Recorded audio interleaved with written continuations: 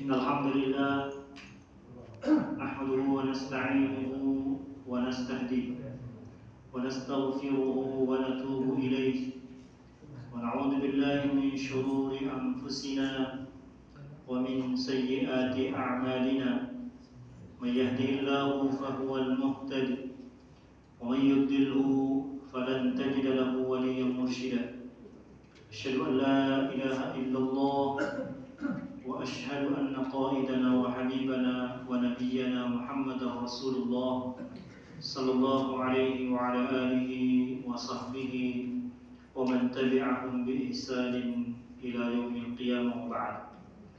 رب اشرح لي صدري ويسر لي أمري واحلل عقدة من لساني يفقه قولي. اللهم انفعنا بما علمتنا وعلمنا بما ينفعنا وزدنا علما وتوفيقا وهدى. اللهم لا سهل إلا ما جعلته سهلا وأنت تجعل الحزن إذا شئت سهلا. Alhamdulillah, jamaah sholat maghrib dan isya Masjid Al-Mujahidin rahimakumullah. Kembali kita bersyukur kepada Allah Subhanahu wa taala di malam yang mulia ini. Allah Subhanahu wa taala berkenan mengumpulkan kita di rumahnya yang mulia dalam rangka mentadabburi ayat-ayat suci Al-Quran yang mulia, dalam rangka membahas tentang agama ini. Semoga duduk-duduknya kita di tempat ini menjadi salah satu bagian dari ibadah kepada Allah Subhanahu wa taala yang kelak akan menambah timbangan amal kebaikan kita. Jemaah sekalian, sebelum kita masuk ke lanjutan kisah Abu Bakar As-Siddiq, sedikit kita akan menyampaikan tentang hal yang dalam beberapa diskusi-diskusi cukup hangat mengenai kasus yang terjadi dalam beberapa hari ini, yang kita sudah sama mengetahui, di mana Iran menyerang Israel sebagai bentuk balasan setelah diserang. Ada yang mengatakan bahwa kita tidak perlu membela Iran karena Iran ini afiliasinya atau bahkan keyakinan mereka adalah Syiah. Tetapi sebahagian yang lain mengatakan terlepas dari apapun agamanya, selagi yang diserang itu adalah musuh Islam, yaitu Israel, maka kita perlu mendukungnya. Perlu kami sampaikan bahwa dalam Islam, dalam Islam secara umum, secara garis besar, orang kafir itu terbagi dua. Ada yang disebut kafir dhimmi, ada yang disebut kafir harbi. Kafir harbi itu adalah orang kafir yang memang wajib kita perangi. Kenapa? Karena memang dia telah menyerang umat Islam. Kafir dhimmi adalah kafir yang dilindungi. Meskipun dalam konteks ini adalah pembahasan ini ketika sudah berdiri khilafah Islam, kekuasaan di bawah kepemimpinan Islam, di mana kafir dhimmi adalah kafir yang tidak mengganggu umat Islam dan mereka berada di bawah pemerintahan Islam, sehingga mereka wajib membayar jizyah. Kalau dalam bahasa kita, zakat. Jizyah ini dibayar sebagai bentuk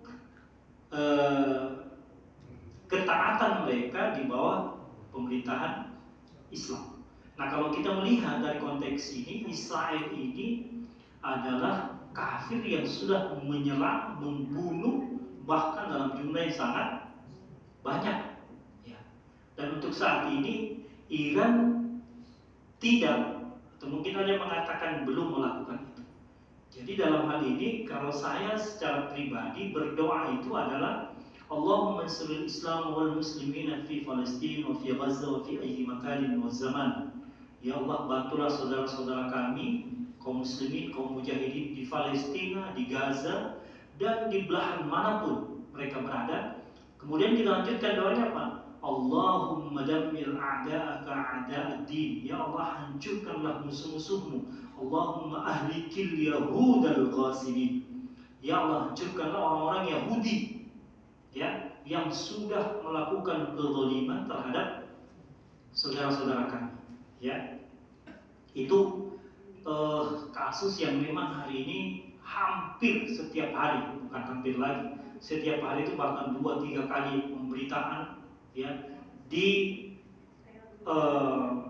medsos yang sama atau di akun yang sama itu memberitakan berkali-kali, karena memang dunia seperti terkejut Pak. Israel yang selama ini begitu sombong, begitu bangga dengan pertahanan udaranya, ternyata tembus, ya. Orang Banjar bilang tambus. Bayangkan Pak, Iron Dome itu satu dari 3 bentuk pertahanan udaranya, ya. Jadi ada 3 Iron Dome, yang lainnya saya tidak hafal. Semuanya tembus, ya, ditembus oleh rudal-rudal Iran. Meskipun Iran ini juga tetap diserang Pak, diserang oleh Israel, diserang oleh Amerika. Bayangkan, tempat nuklirnya itu diproduksi, dibom oleh Amerika, meskipun Iran mengatakan kami sudah mengamankan uranium kami, ya. Jadi sekarang lagi perang rudal, sehingga ada yang bercanda, Iran dengan Israel seharusnya belajar kepada Indonesia kalau bicara rudal, karena Indonesia ini rudal dijadikan bakso, namanya bakso rudal. Jadi luar biasa Indonesia. Kita doakan saja Pak, apa yang dialami saudara-saudara kita di Palestina, gedung-gedung hancur, anak-anak bergelimpangan menjadi mayat, orang tua, wanita, laki-laki, itu juga dirasakan oleh orang-orang Israel. Saat ini mereka setiap sirine berbunyi, lari ke bunker, tempat persembunyian. Nah, ini ada indikasi kemungkinan besar bunkernya juga akan dibom, akan dirudal. Meskipun faktanya juga sudah ribuan yang meninggalkan Israel, tapi karena bandaranya sudah dirudal, tidak berfungsi, mereka melalui laut, ya. Jadi dari darat ke laut, nanti dari kapal laut mereka menyeberang ke yang mana itu, Cirus atau Yunani, Allahu a'lam. Intinya mereka meninggalkan tanah yang mereka sebut-sebut sebagai tanah yang dijanjikan. Wallahu a'lam. Apakah ini awal terjadinya perang dunia ketiga, ya? Kalau rudal ketemu rudal, bom nuklir ketemu bom nuklir, yang daya ledaknya, hulu ledaknya itu luar biasa, itu bisa menjadi pemicu apa yang disabdakan oleh Nabi, kabut dalam waktu yang lama, yang menyebabkan apa? Listrik tidak ada yang berfungsi. Dan pada waktu itulah semua orang kembali kepada manual, ya. Di sanalah berfungsi skill memanah berkuda. Karena ada yang bertanya, buat apa memanah berkuda? Orang sekarang perang pakai rudal, ya. Panah mau melawan rudal bagaimana? Ya, Nabi sudah punya nubuat namanya, sudah punya ilmu laduni yang Allah berikan kepada beliau untuk bisa mengetahui bahwa akhir zaman, ya, akhir zaman akan kembali kepada istilah orang zaman purba, ya. Listrik tidak berfungsi, berarti rudal tidak berfungsi, senjata tidak berfungsi, bom tidak berfungsi. Kenapa? Selama masa berkabut, ada yang menyebut 40 hari atau 40 tahun, ya. Orang semua dalam jarak pandang sangat sedikit, makanan habis. Setelah itu kembali ke masa dulu lagi, dimana ketika berperang yang berfungsi adalah kuda, memanah, melempar batu dan seterusnya. Dan itulah bagian dari tanda-tanda kiamat.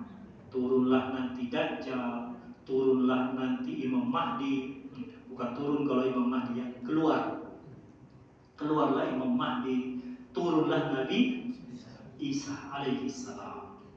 Nabi Isa turun. Kalau kita baca hadis yang sahih, itu pada waktu sholat subuh di sebuah masjid berwarna putih di negeri Syam.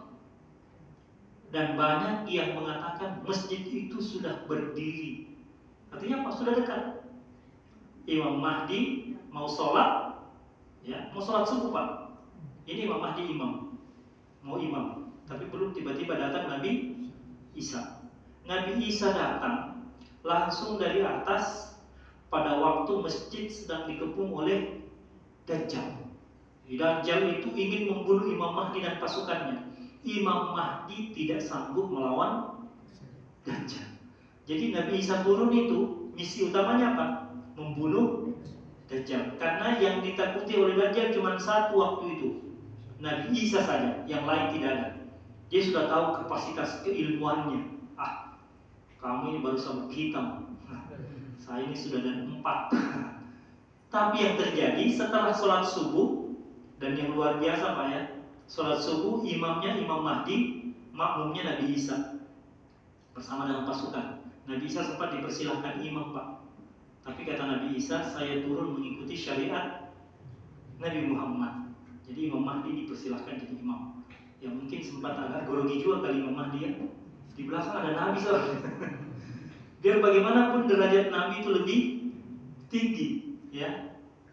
Tapi karena begitulah perintahnya. Setelah sholat subuh keluar dari masjid, ini kronologis atau cerita detailnya. Buka pintu Nabi Isa keluar dari masjid, itu pertama kali yang beliau lihat adalah Dajjal. Dan Dajjal juga ketika menunggu jamaah keluar dari masjid, yang pertama dilihat adalah Nabi Isa. Bayangkan Pak, ini orang yang sangat ditakuti oleh Dajjal, sudah di depan mata musuh ini sudah ingin dikalahkan, tiba-tiba muncullah Nabi Isa. Alangkah takutnya Dajjal, lari ketakutan, dikejar oleh Nabi Isa. Dan begitulah seterusnya sampai kemudian Dajjal berhasil dikalahkan. Lalu kemudian turunlah Ya'juj dan Ma'juj dan seterusnya. Itu termasuk bagian dari tanda-tanda kiamat Al-Kubra. Sekali lagi, di antara masalah-masalah yang kita hadapi, jangan pernah melupakan mendoakan Palestina. Inilah yang mampu kita lakukan Pak. Kalau mendoakan mereka saja kita tidak lakukan, lantas di mana kecintaan kita kepada saudara-saudara kita? Mereka ini Masya Allah, ya, setiap saat nyawa itu bergelimpangan, ya, bergelimpangan. Ya, ketika membaca berita tentang Palestina itu kita tidak, saya sampai hari ini Pak, setelah beberapa berita-berita itu nggak sanggup lagi. Bukan nggak sanggup karena apa ya? Pertama itu tidak sanggup melihat bentuk mayat-mayat, bentuk orang-orang yang sakit. Yang kedua, langsung emosi Pak. Susah dibendung emosi itu. Kurang ajar memang Yahudinya.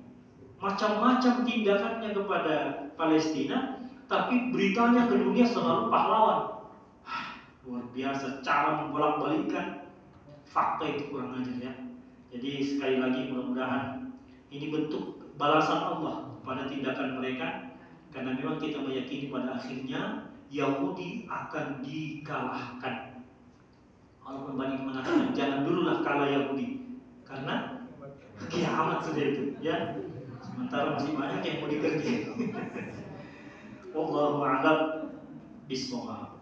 Baik. Kemarin kita telah membahas tentang akhlak, ya, di antara akhlak Abu Bakar Siddiq, di mana beliau itu tidak pernah menyebarkan aib. Ini Islam belum datang, beliau sudah punya akhlakul karimah, ya. Jadi mungkin bapak-bapak pernah mendengar kisah tentang rehab Ka'bah, Masjidil Haram, ya, di mana pada waktu direhab dalam jumlah atau dalam bentuk yang besar-besar, ya. Ketika Islam belum datang, Rasulullah masih pemuda, ya, tokoh Quraisy yang ingin melakukan rehab Ka'bah, rehab Masjidil Haram, itu mengatakan begini, dana yang kita kumpulkan untuk rehab Masjidil Haram itu adalah dana yang tidak bersumber dari, mohon maaf, pelacuran, korupsi, kalau bahasa kita ya dulu pencurian, perampokan. Jadi mereka mengatakan ini harus dari harta yang baik-baik. Ini padahal belum bicara tentang Islam. Belum ada hukum tentang larangan mencuri, tentang larangan merampok, tentang larangan berzina, tapi mereka sudah punya dalam tanda kutip kebaikan-kebaikan. Nah, sebenarnya seperti itulah kondisi Arab Jahiliyah. Di antara orang-orang Arab Jahiliyah yang kerjanya minum khamar, yang kerjanya berjudi, yang kerjanya merampok, mencuri, berzina dan sebagainya, ada beberapa orang yang masih tetap mempertahankan kehormatan dirinya. Di antaranya adalah Abu Bakar As-Siddiq. Ya, jadi beliau tidak suka menyebarkan aib orang lain, tidak pernah menyakiti hati orang lain, kemudian beliau dermawan. Nah, sekarang kita akan sambung di antara lanjutan akhlak Abu Bakar. Di antaranya, beliau disebutkan tidak pernah minum khamar. Kenapa? Beliau mengatakan begini. Suatu ketika saya mendapati ada orang ini, beliau masih remaja, bahkan ada yang mengatakan masih usia kanak-kanak.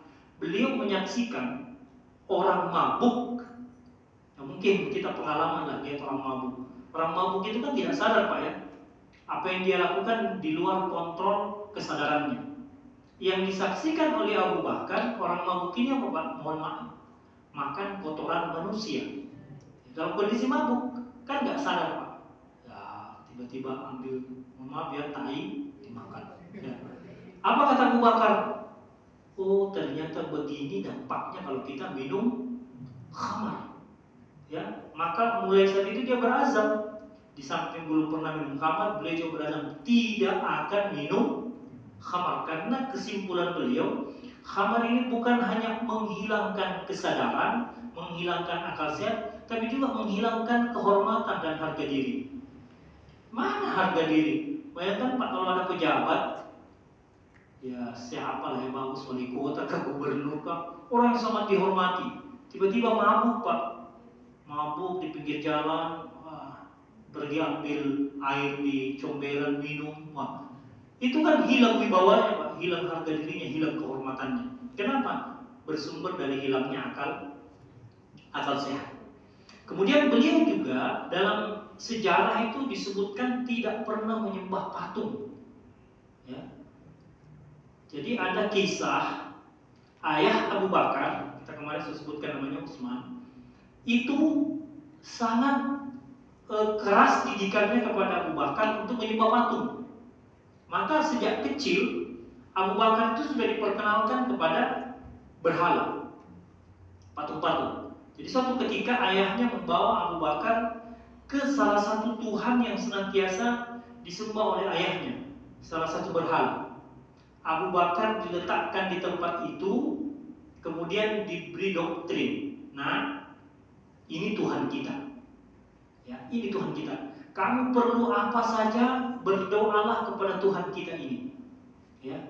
Setelah itu, setelah didoktrin, setelah diberi pencerahan spiritual, kira-kira gitu ya. Setelah diberi pengarahan, ayahnya kemudian ada urusan meninggalkan Abu Bakar. Abu Bakar orang cerdas, ya, orang cerdas dan masih terjaga fitrahnya. Itu menatap patung itu lalu berdialog, ya.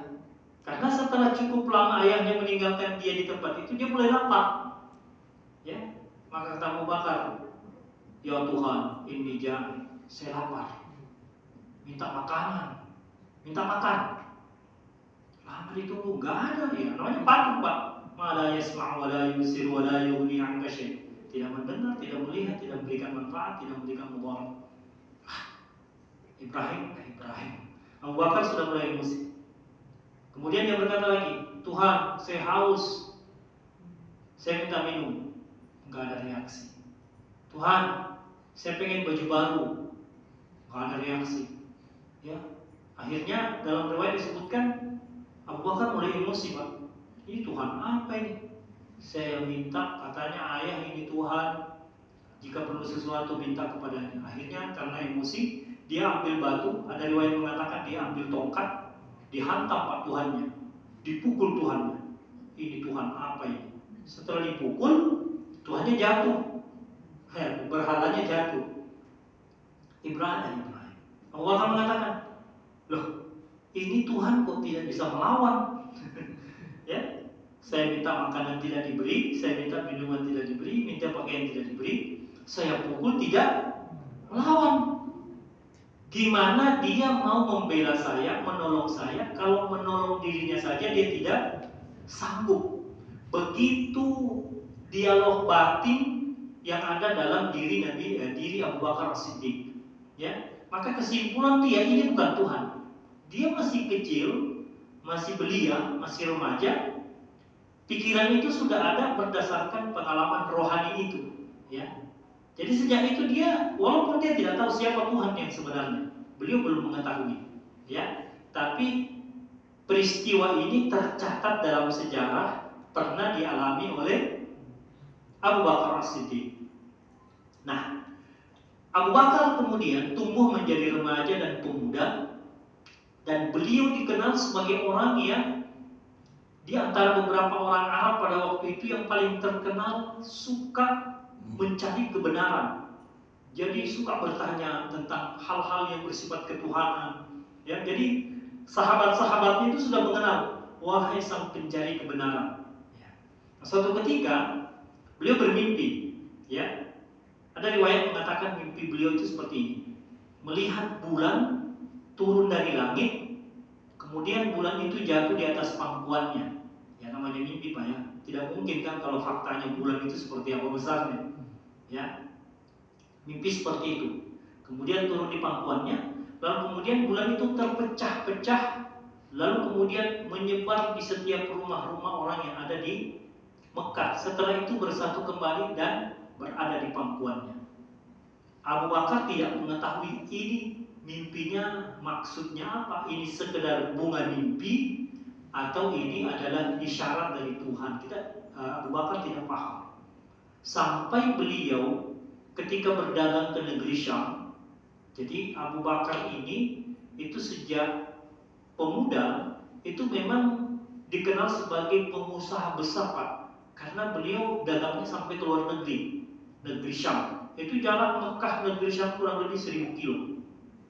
Ya, negeri Syam sekarang itu masuk Palestina, Yordania, Suriah, Lebanon. Ya, beliau ke sana. Sampai di Syam, beliau bertemu dengan seorang pendeta. Ya, pendeta ini dikenal sebagai, kalau bahasa kita, ulamanya ya, atau rahib ya pada waktu itu. Rahib. Nah, Abu Bakar manfaatkan kesempatan itu bertanya. Dia datangi pendeta itu, kemudian bertanya tentang mimpinya. Apakah dia tahu makna dari mimpi? Pendeta itu kaget, ya. Lalu kemudian bertanya kepada Abu Bakar, Anda siapa? Dari mana asalnya? Dari negeri mana? Sukunya apa? Setelah Abu Bakar menjelaskan secara mendetail, maka pendeta berkata, jika mimpimu benar, maka tidak lama lagi akan ada nabi terakhir diutus dari kaummu, ya. Karena bahkan dari suku Quraisy juga, Pak. Jadi suku Quraisy itu suku besarnya, lalu kemudian nanti terpecah-pecah menjadi anak suku, ya. Mungkin kalau kayak di Kalsel ini suku besarnya namanya suku Banjar, ya. Tapi ada Kandangan. Karena orang Kandangan ternyata nggak ngaku sebagai orang Banjar, Pak. Ngakunya sebagai orang hulu sungai. Saya bilang, loh kan Banjar juga Bapak. Enggak Pak, kita orang hulu sungai. Hulu sungai. Nah, kira-kira gitulah. Ada orang hulu sungai, ada orang Banjarmasin, ada orang Banjarbaru, Martapura. Nah, kemudian pendeta itu mengatakan, dan ketika Nabi diutus, Nabi terakhir itu diutus, engkau akan menjadi sahabatnya. Engkau akan menjadi sahabat terdekatnya. Abu Bakar, ini akhlaknya baik Pak. Ini informasi, kalau istilah kita sekarang, kalau orang nggak bisa nyimpan rahasia, langsung pasang di status di Facebook. Halo guys, saya bakal menjadi sahabat Nabi terakhir guys. Ingat-ingat ya pesan saya ini, Wah. Beliau harus simpan rahasia itu. Beliau tidak menyampaikan ke siapapun. Ya, jadi tadi kita sudah sebutkan aib orang lain itu beliau tidak suka sebar, tidak suka ceritakan lain. Apalagi rahasia seperti ini. Beliau sangat jaga, ya. Beliau sangat jaga. Nah, ketika pulang dari Syam kembali ke Mekah, beliau bertemu dengan salah seorang tokoh Quraisy yang bernama Umayyah bin Abi Saf. Umayyah bin Abi Saf ini sangat mengenal Abu Bakar, suka sekali mencari kebenaran. Maka beliau bertanya, wahai sang pencari kebenaran, apa kabarmu? Apakah ada berita baru? Ya, Abu Bakar diam-diam saja. Ya, kabar saya baik. Kalau dari kamu apakah ada berita? Maka Umayyah bin Saf ini kemudian berkata begini, hai Abu Bakar, saya dengar-dengar kalau Nabi yang terakhir turun nanti itu bakal diutus dari suku kita, suku Quraisy. Ya, Abu Bakar tersenyum, lalu kemudian dia menghubungkan dengan informasi dari pendeta tadi. Ya, wah, jangan-jangan memang cerita dari pendeta, informasi dari pendeta, dari rahim ini betul adanya. Ya, mungkin kita sudah pernah sampaikan di sini. Ahlu kitab yang diakui oleh Al-Quran itu ada dua, Pak. Yahudi, Nasrani. Yahudi itu ahli kitab yang diakui, Pak. Ahli kitab meskipun sudah menyimpang, itu tetap masih diakui sebagai ahli kitab. Ahli kitab itu konsekuensinya apa? Laki-laki boleh nikah dengan ahli kitab. Makanan dari ahli kitab boleh kita makan. Uhilla lakum at-thayyibatu wa ta'amul ladzina utul kitaba hillun lakum wa ta'amukum hillun lahum. Jadi Yahudi ini sebenarnya istimewa di mata Islam, tapi memang seperti itulah tabiat mereka. Ahli kitab di dalam Al-Quran disebutkan apa? Orang yang paling paham tentang Rasulullah. Alladzina atainahumul kitaba ya'rifunahu kama ya'rifuna abna'ahum. Mereka itu apa? Sangat memahami siapa Rasulullah seperti mereka memahami anak-anak mereka sendiri. Bayangkan, ilustrasinya, perbandingannya, pemahaman mereka tentang Rasulullah itu sama dengan pemahaman mereka dengan anak-anak. Itu kan kita paham betul, Pak. Mana anak kita yang pemarah, mana yang suka main bola, mana yang macam-macam. Tabiatnya kita paham sebagai orang tua. Maka pendeta ini, ya, ketika menceritakan kepada Abu Bakar tentang Nabi terakhir, itu jelas sekali.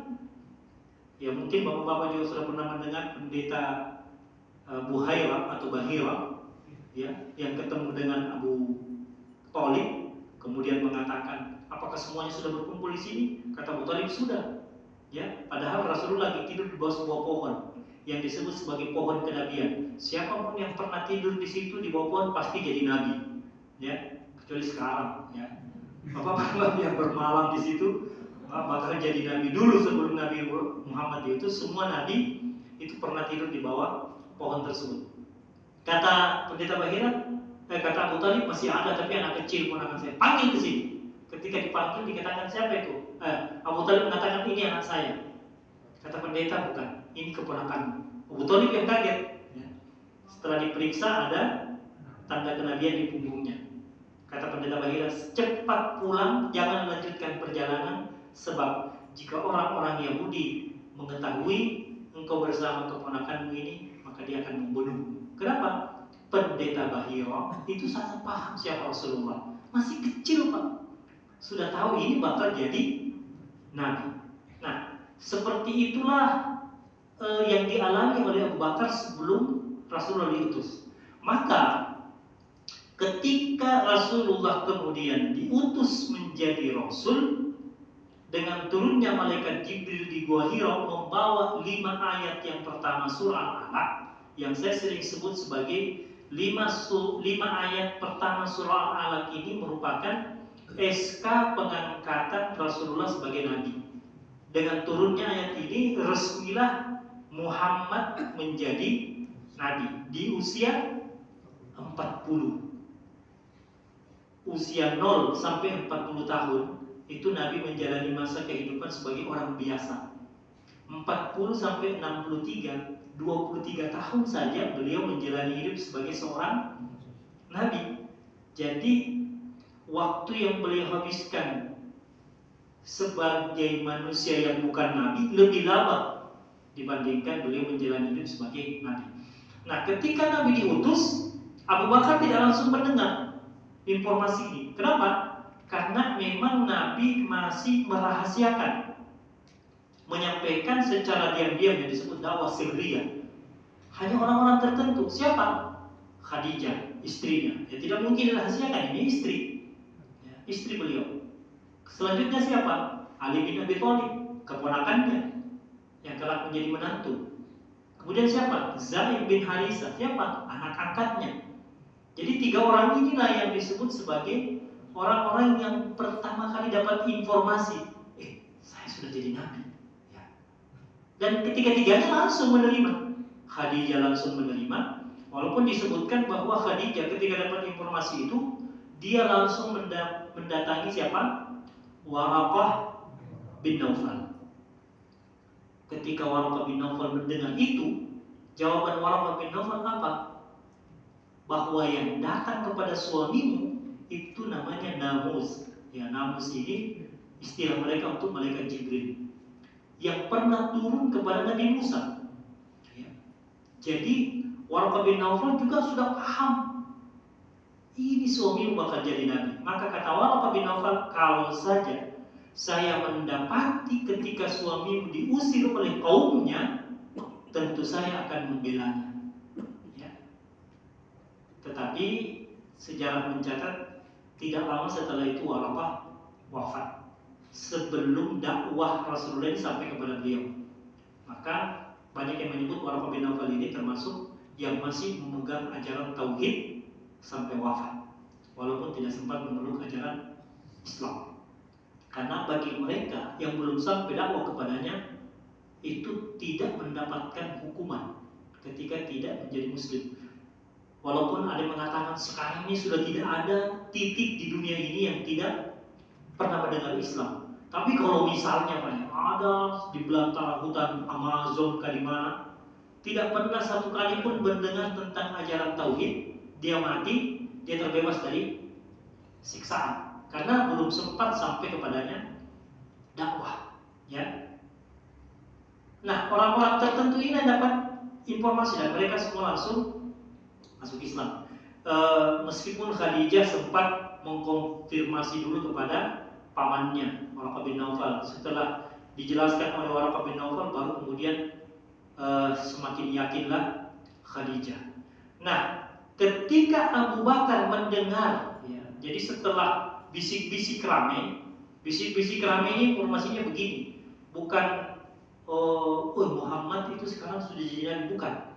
Informasi yang banyak beredar, yang viral di tengah masyarakat, Muhammad sudah mulai menghina dan mencaci maki Tuhan-Tuhan kita.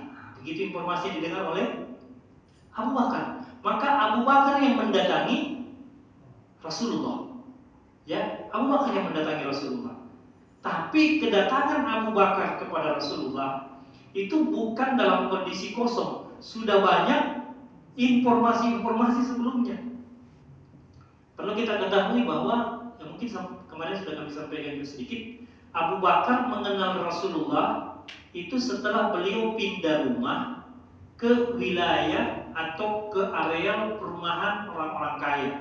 Ya, jadi di Mekah itu ada juga perumahan elit, ya kayak sekarang lah, ada perumahan-perumahan pejabat, ya, yang ukuran rumahnya itu ya luas lah. Yang di situ nggak ada tipe 36, nggak ada tipe 21 apalagi.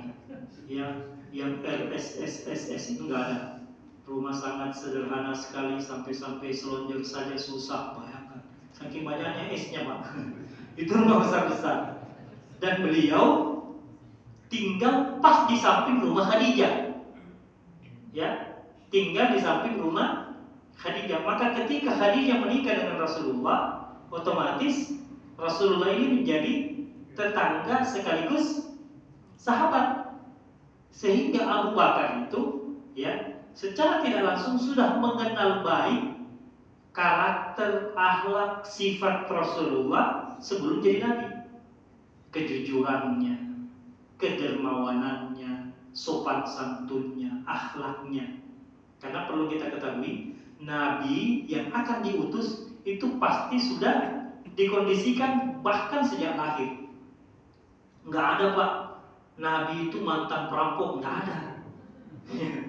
Nggak ada, pasti sejak kecil sudah terpelihara.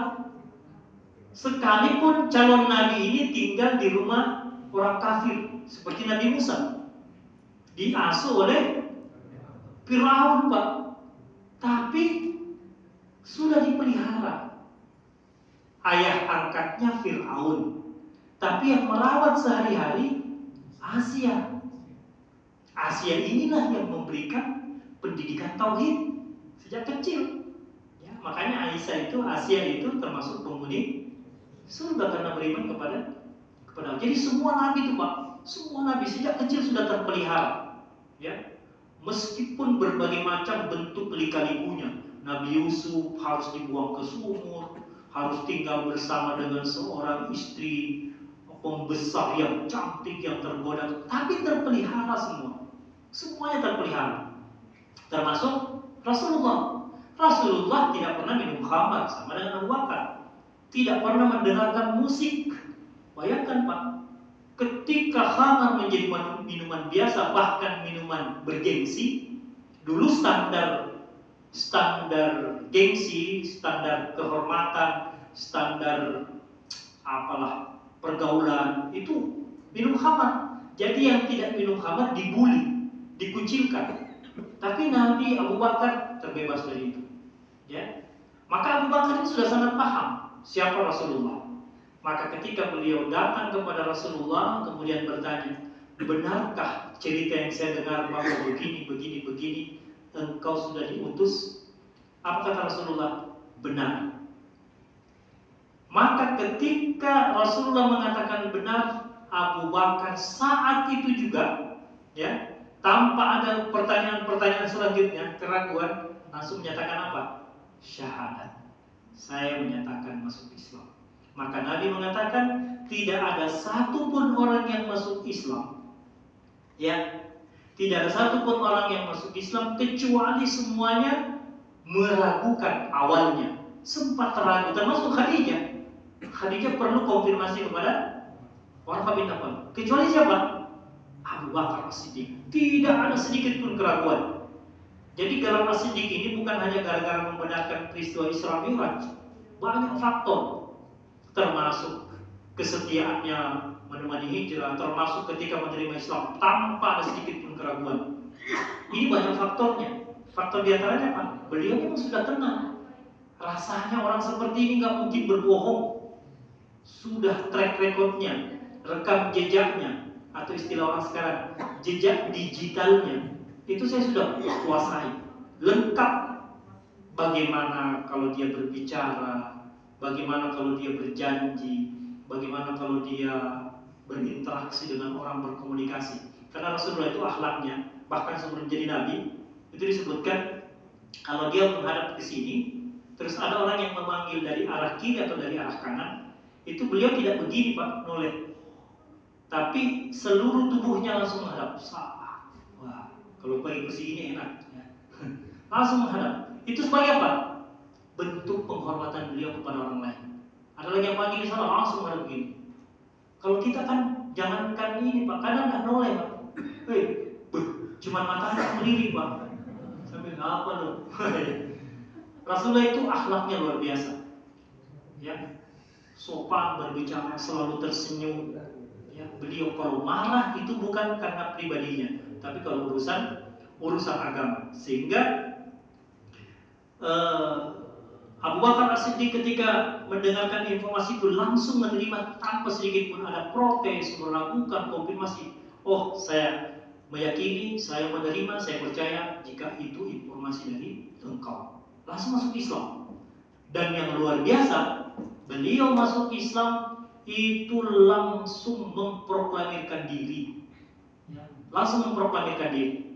Maka di antara yang awal-awal masuk Islam ada 6 orang yang tercatat menurut Ibnu Mas'ud radhiyallahu anhu.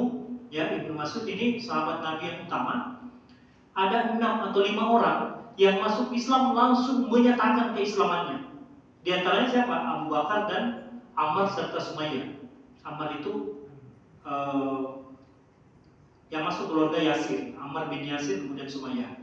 Ya, langsung menyatakan.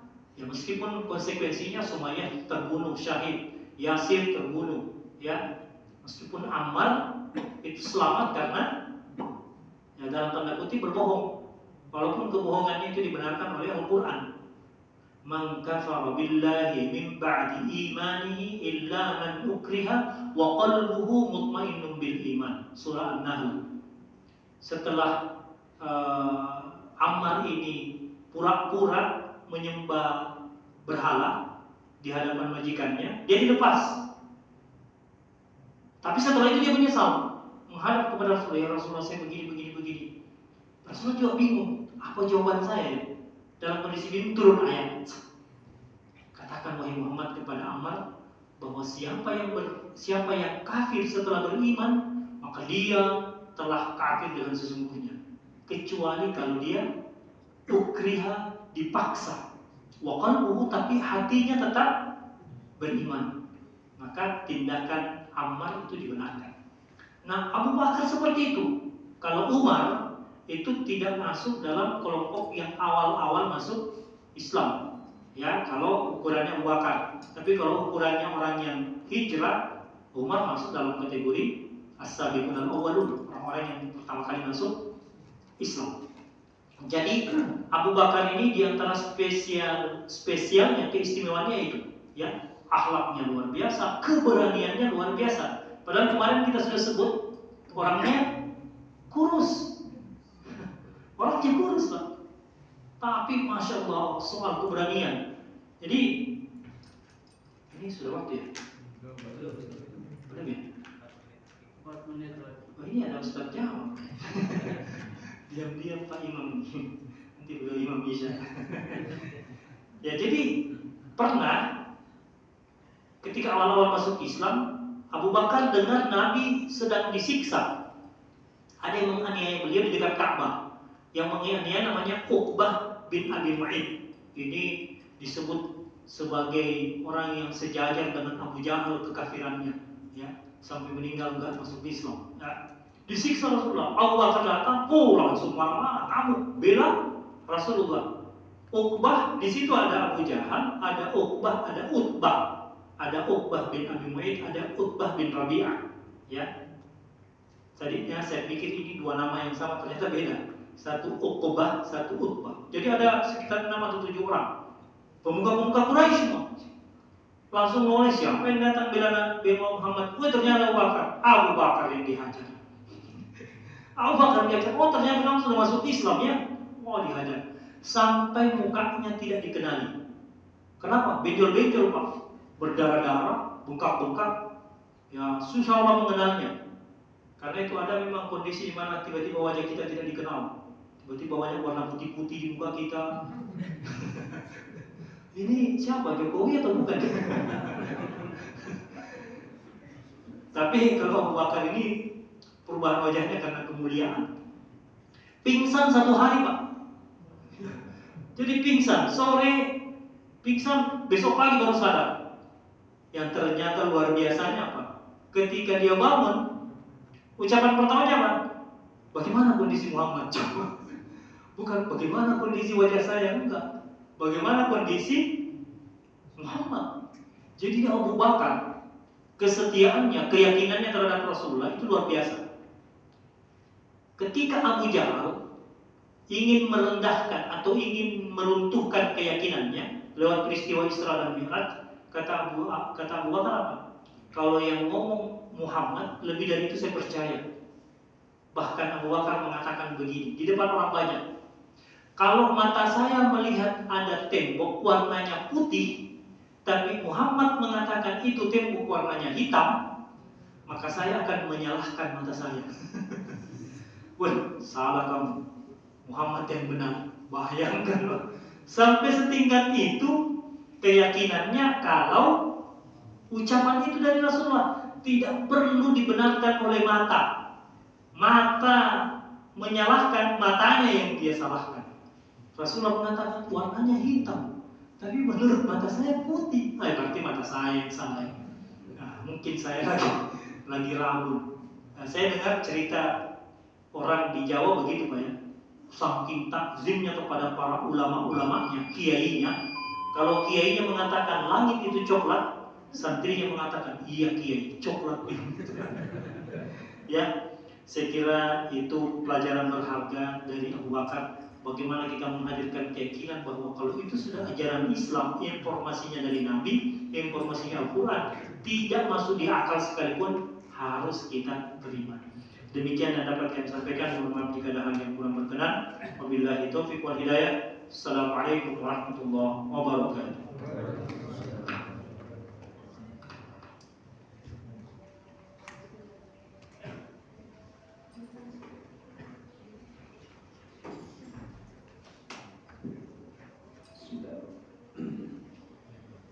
الله أكبر الله